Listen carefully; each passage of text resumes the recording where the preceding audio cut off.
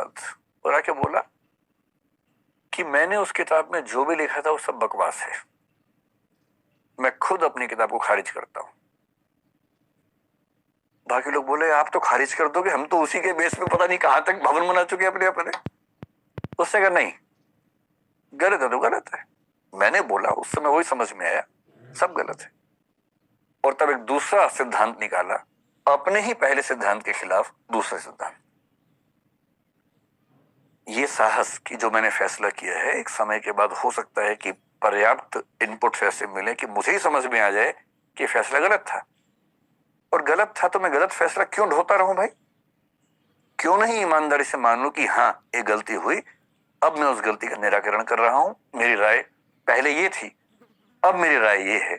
और अभी भी गारंटी नहीं है कि हमेशा ही रहेगी राय, कल को बदल सकती है। हाँ, ह्यूमन रिलेशंस में आप नहीं कर सकते ऐसा बार बार, लेकिन सामाजिक मुद्दों पे, राजनीतिक मुद्दों पे तो कर ही सकते हैं।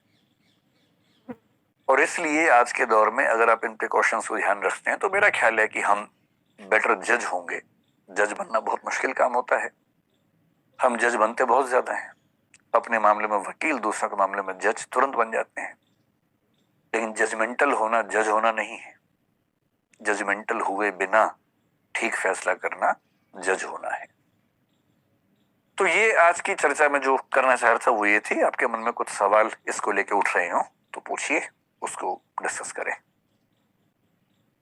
जी बताइए। हेलो सर, मेरा नाम शिवशंकर शुक्ला है। सर, कभी कभी क्या होता है कि हम एक ही अवसर पे निर्णय लेने पे लगे होते हैं और बहुत सारे अवसर सेम टाइम पे हमारे हाथ से निकल जाते हैं। सरल भाषा में बोलो ना कि कई ऑफर आए हुए एक साथ और एक को चुनना है। मतलब जैसे लाइफ से ही रिलेटेड मान लीजिए, सेम टाइम पे जैसे बीटेक करें या फिर मेडिकल में जाएं या फिर बीए करें या ऐसे, मतलब बहुत सारे वो अवसर हो।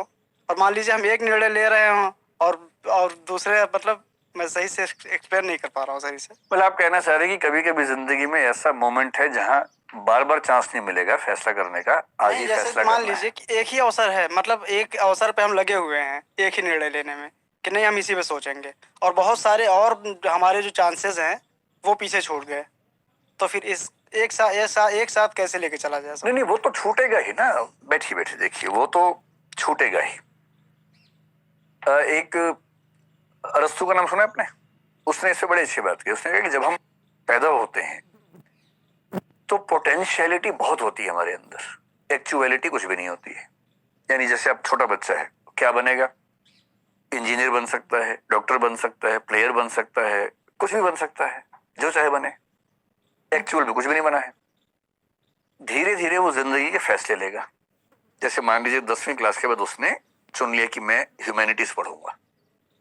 अब ह्यूमैनिटीज पढ़ते ही वो डॉक्टर नहीं बन सकता, इंजीनियर नहीं बन सकता, साइंटिस्ट नहीं बन सकता, चार्टर्ड अकाउंटेंट नहीं बन सकता।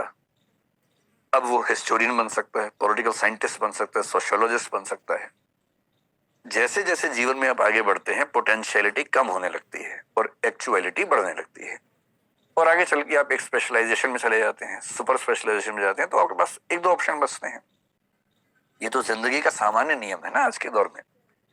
करना यह है कि जब आप ऐसे जंक्शन पे खड़े हो, किसी मुहाने पे खड़े हैं जहां फैसला करना है, चौराहा है, फैसला केवल इसलिए मत कीजिए कि आपके समाज ने क्या कहा है, परिवार ने क्या कहा है, या दोस्तों ने क्या कहा है। जिंदगी का फैसला है, बुद्धि और दिल का मामला कम है, अंतरात्मा का मामला ज्यादा है। और जब ऐसे मामलों में दुविधा हो, बुद्धि की भी जरूरत है। जैसे 3 में से एक चुनना है, तीनों के फायदे क्या है, नुकसान क्या है, नोट कीजिए। कभी कभी नोट करने के प्रोसेस में ही समझ में आ जाएगा कि ये फैसला ठीक नहीं होगा, आप खुद ही छोड़ दें, आपका मन भी मान जाएगा उसके लिए। और कभी अगर ऐसी दुविधा है कि मन नहीं मान रहा है, तो मैं तो ये मानता हूं कि अंतिम फैसला बुद्धि से नहीं अंतरात्मा से होना चाहिए। और अंतरात्मा एक वो आवाज है जो आपके अंदर आपको बीच बीच में सुनाई देती है, कौंधती है। उसको माना जाता है कि वो आपके व्यक्तित्व के सबसे नजदीक की आवाज है। अंतरात्मा से फैसला लेने में भी गलती हो सकती है, लेकिन उसमें गलती सबसे कम होगी, मिनिमम मिस्टेक्स होंगी। और ये बात एग्जिस्टेंशियलिज्म के लोग बार बार कहते हैं, हजारों बार कहते हैं कि जब भी दुविधा हो जीवन में, अंतरात्मा से फैसला लेना है। अंतरात्मा पर कभी विस्तार में बात करेंगे, अभी संकेत के रूप में। ठीक है जी, बताएं। नमस्ते सर। नमस्ते। मेरा नाम कविता है सर। जी। सर जैसे आपने इनपुट के बारे में बताया तो उससे रिलेटेड एक सवाल है सर। जैसे इनपुट पहले सर हम ग्राउंड लेवल पे बहुत सारी चीज़ों को सर्च कर कर बातचीत कर कर समझते थे। अभी सर उन इनपुट्स को हम कहीं ना कहीं यूट्यूब के प्लेटफॉर्म पर सर्च करते हैं। उसमें भी सर हम वीडियो में देखते हैं कि कौन सा 1 घंटे का है, कौन सा 30 मिनट का। बहुत छोटे से विकल्प को लेकर आगे बढ़ते हैं। अब वो चीज़ और छोटी होकर शॉर्ट्स और रील्स में आ गई है। तो कहीं न कहीं सर दिमाग उलझा रहता है कि कौन-सा इनपुट है, मतलब एक सही इनपुट है। उसमें सर अपने दिमाग को किस तरीके से एक सृजन करे कि इनपुट में भी चीज़ें हमें क्लियर हो पाए। देखिए, इनपुट का जो मेरा तरीका है, जैसे मान लीजिए मुझे किसी मुद्दे पर बात करनी है, जैसे जो हमने कहा हिजाब है, कोई मुद्दा है, उस पर बात करनी है, तो मैं क्या करता हूँ,